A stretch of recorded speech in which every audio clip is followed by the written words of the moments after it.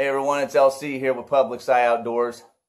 You know, we planned this trip to go out west and do some antelope hunting, and man, I'll tell you, if you've ever gone antelope hunting, you will know exactly what I'm going through and talking about here. But this was a 5-day trip that got cut short, and I will explain that here throughout the video. But what an experience. You know, I learned a lot from this trip about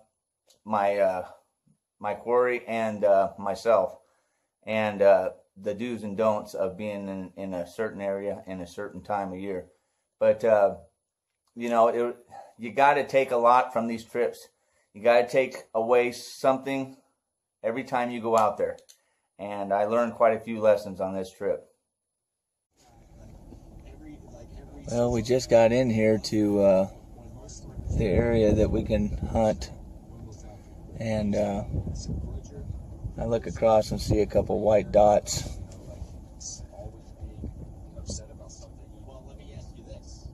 And we got a couple of really nice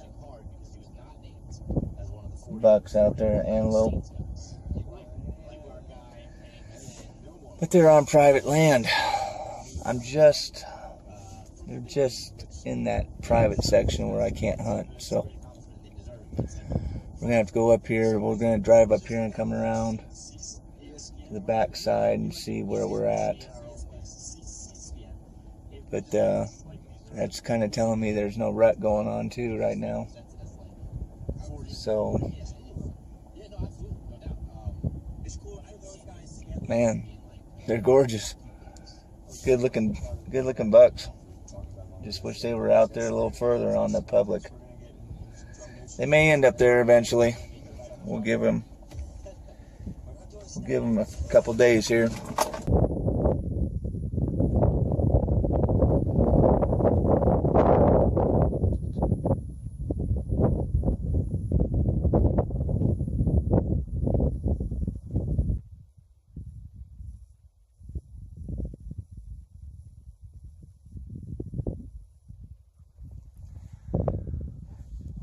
Got a group of about 3 or 4 antelope down in this base here. That's the second group that I've seen. They're probably a mile off, so I'm having a hard time seeing what they are. I think they're does, but that's a good sign anyway. I think there's another one clear over there on the top of a hill, and when we came in this afternoon, I just caught a glimpse of white coming in on private land, and there was 2 really nice bucks bedded on a side hill. You know, like I said, there was a lot of antelope out there. The numbers were great. I was pleasantly surprised. You know, a lot of my past trips have been seeing maybe 1 or 2 groups within a 2 or 3 days period, and really not having opportunity at any more than one group. But it seemed like I was covered in antelope on this trip, and it was very taxing and trying at times, because you would be focusing on one group and all of a sudden you would have a bachelor buck come in right above you or beside you, or you'd walk into, and it was almost too much to deal with, because it just seemed like every time you turned around, you had eyes looking at you, and you know, it made for an interesting hunt, that's for sure.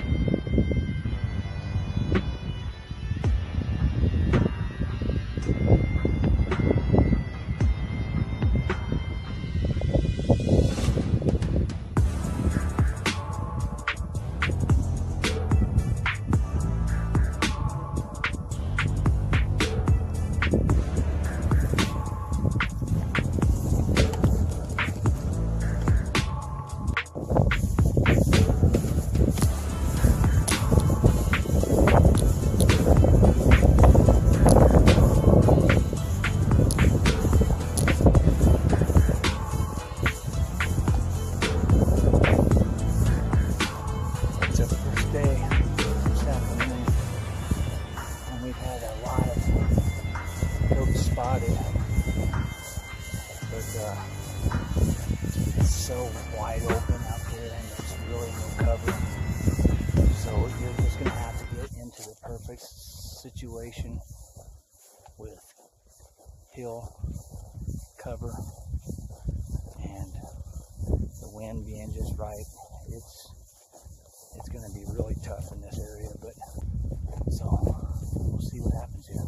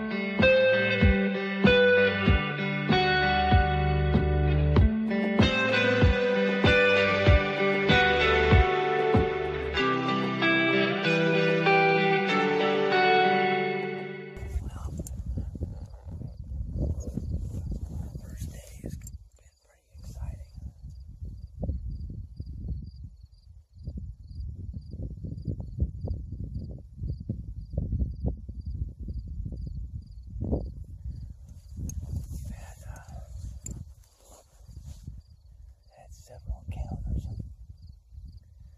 and the last one here we had those 4 does with one single buck, and he's probably, I'd say he's probably mid-age. He's not old, but he's not young either, so he was dogging one doe. Him out here somewhere. I don't know where they went. Left the other 3 up there on the hill. There was a coyote that came in and kind of bumped him, and they were barking, and I thought they caught me. But as I started glassing across there was a coyote in between the doe and the buck, and then the other 3 does. So she took him off this direction, back the direction where I came from. So we know we got at least 1 buck that is trailing.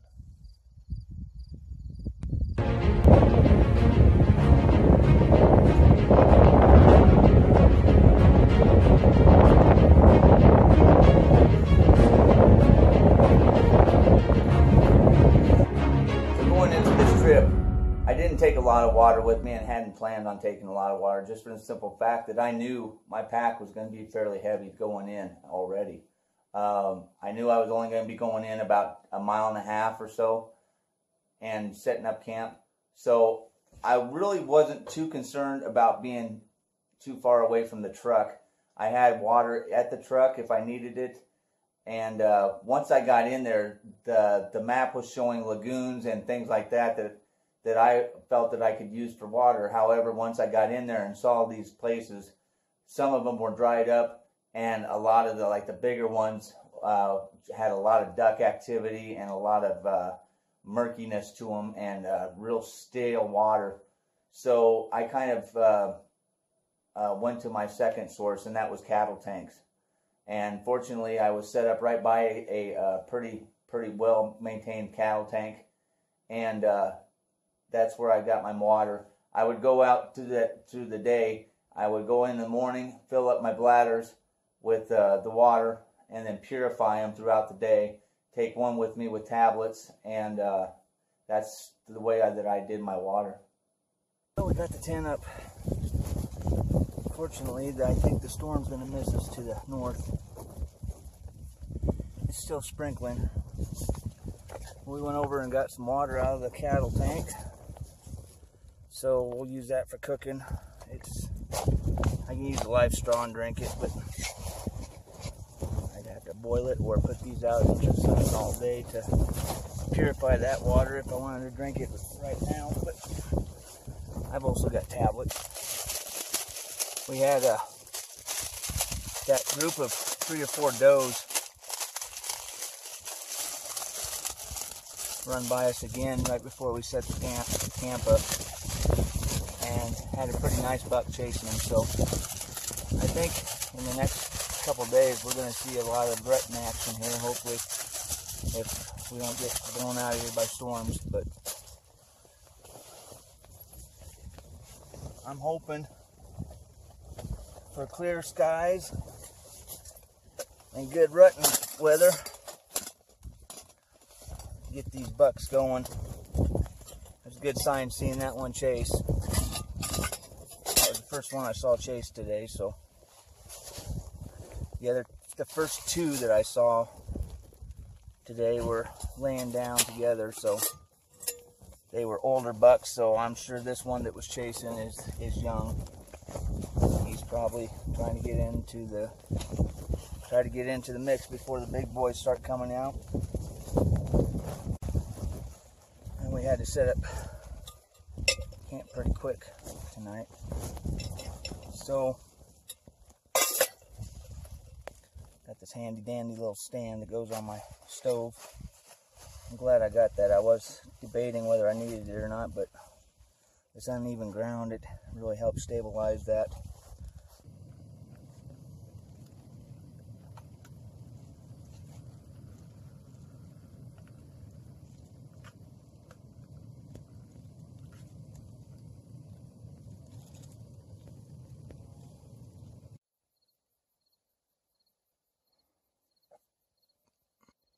It's nice and calm this morning. So it's time to get up and go chase goats.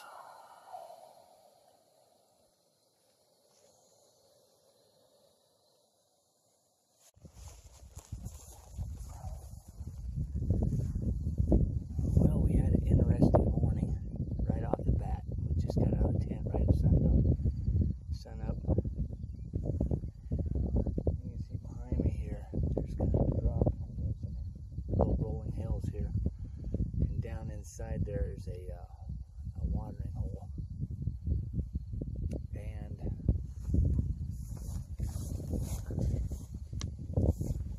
over here, out of the sun, you can see my tent is back over here.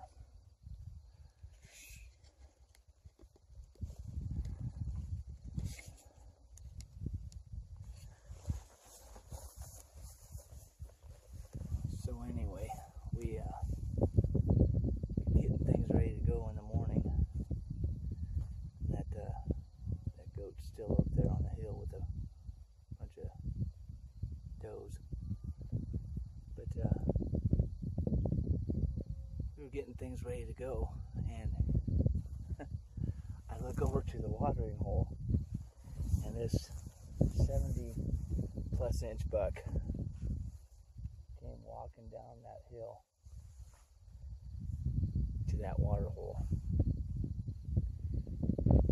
And I quickly got all my stuff together, my bow, dropped everything. Even if I would have got him, I wouldn't have had it on film, because I had to forget the camera and everything, because I've got a little creek bottom here that I can follow. And so I got within about 80 yards of him, 80, 90 yards of him, but just didn't have a shot. It was still fairly early in the morning, and I couldn't make him out down in that brush. So I had to watch him. I stalked him coming out of there, but he fed off the other way. I was hoping he would come check out. He saw the tent. Didn't bother him a bit. But he came down through here and cut back that way. So I came around this way hoping that I would catch him. Getting curious and coming in this way, but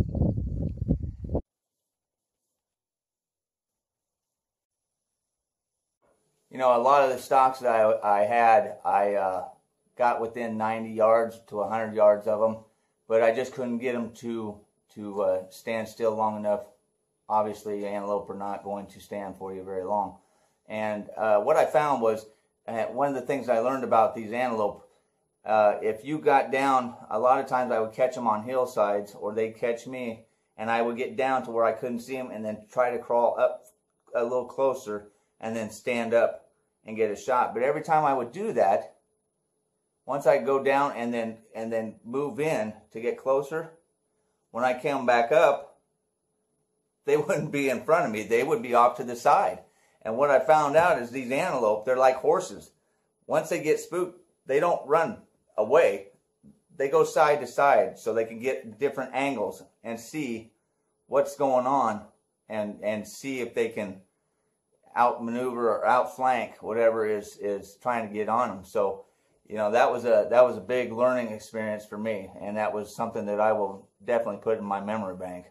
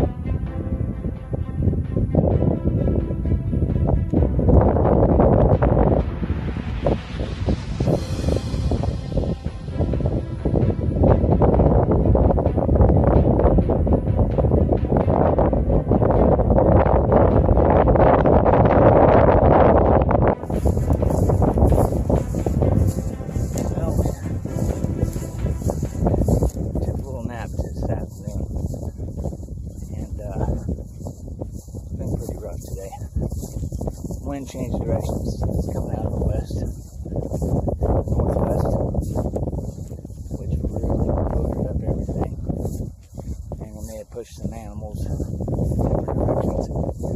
I stalked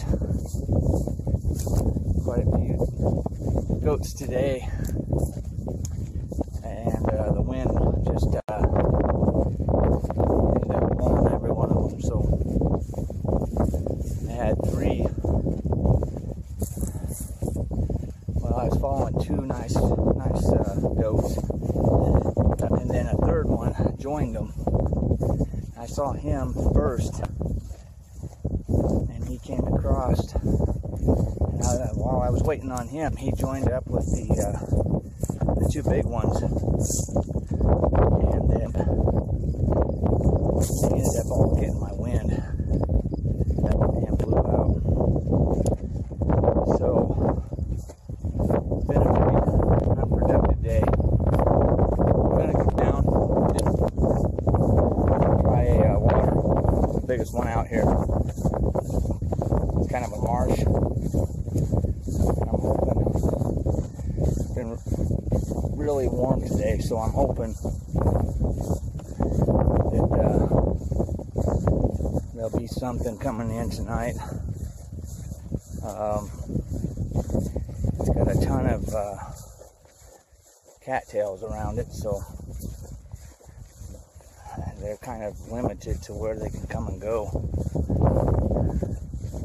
And I'm kind of limited on where I can set up. I'm going to be just setting up out in the open, which is not the most desirable way to sit on a water hole, but hopefully the practice that I've put in this summer will pay off on a longer shot. Man, I still question myself about this morning with that one goat. I didn't want to blow him out of there though, but now that I think about it, and knowing that that was probably a once in a lifetime opportunity right there.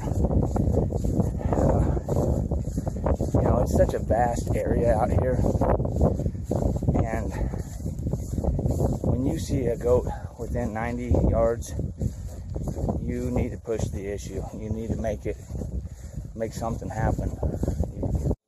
So the third morning, I decided to set up on the biggest water hole I had out there, and the previous evening I did that and came in close contact with a pretty good sized buck, but there again he had flanked and came around, and when I came up to draw on him, he was watching me from the side, and I was busted. I couldn't do anything at that point.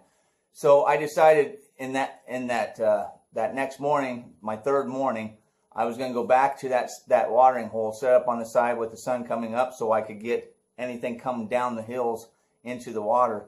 And just like everything else when it comes to hunting, man, the total opposite happened. I had a really nice buck come in from behind me, and I just happened to turn around to see where the sun was. The sun was just starting to come up, and I was getting situated, and I turned around to look, and there he is standing there at about 70 yards looking at me. And you know, I thought to myself that morning, anytime I get within 80 yards of one of these antelope, I'm going to take the shot, because I've practiced and put so many hours into my shooting that I felt confident in that yardage. Well, when I ranged this buck, obviously he had me pinned, but I was kind of in a little crevice in the side of the hill, so I could get down, get my pin set. He was at 70 yards when I ranged him, and when I drew and I came up, he instantly turned around and ran backwards about what I thought was about 10 yards, because he just wheeled around, took a few steps, and then stopped and turned broadside.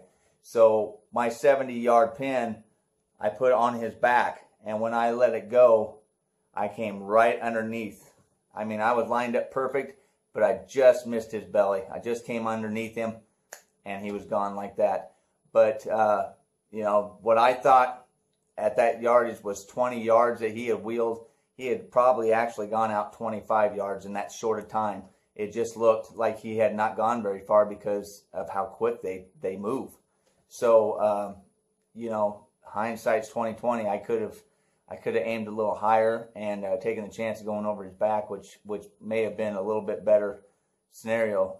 But, you know, that was the only shot I got this whole trip.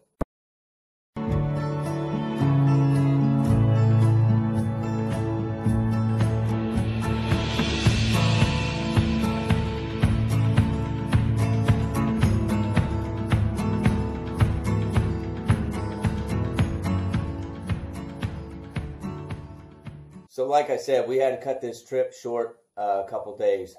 And, you know, as hunters, I think it's very easy to let our egos and our pride get in the way sometimes. And it can be a deadly situation.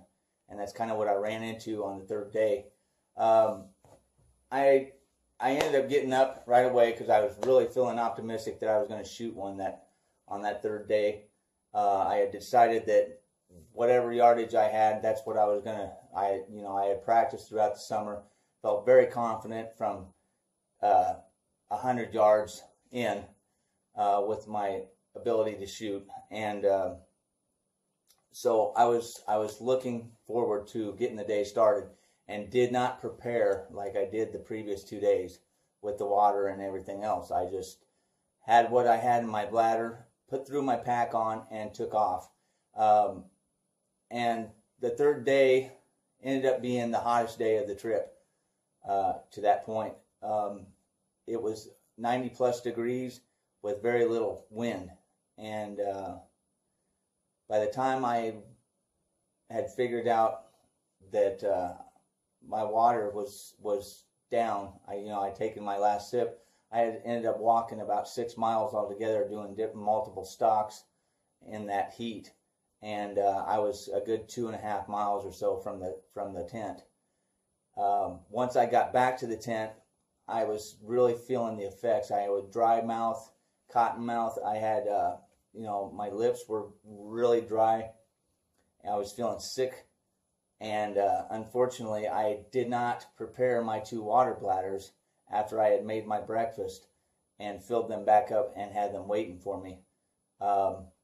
So at that point, I knew I was in serious trouble, because the water that I was getting from that cattle tank had to have purification put in it in some form, and that was taking a little bit of time.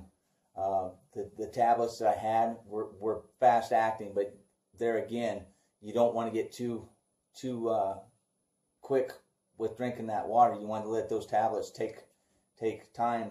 And I made a decision at that point just to get all my stuff. I just threw everything into my pack, got everything strapped on. Now this pack, weighing down with everything, was probably about 50 pounds or better, and it felt like 1,000 pounds when I was feeling that dehydrated, and I still had 1.5 miles to go to the truck. And I can tell you, folks, don't put yourself in those situations. You got to swallow that pride. And fortunately, should I have set it out and just waited? I had to make a judgment call, because if I would have set it out there, I had nowhere to go for shade. There was no shade around. My tent was probably 120 degrees inside, so there was no cover or shade there. So I still had enough energy to get everything packed, and I decided at that point just to get out of there.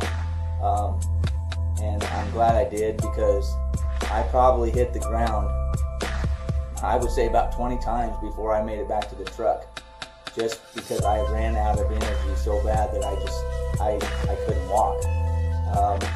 It got kind of hairy there for a little bit, but we made it. And like I said, if I like making these videos and bringing this information to you folks, because it's important to know that you don't have to push 110% all the time, and you got to be able to make those judgment calls to get yourself out of those bad situations, and that's what I did, fortunately.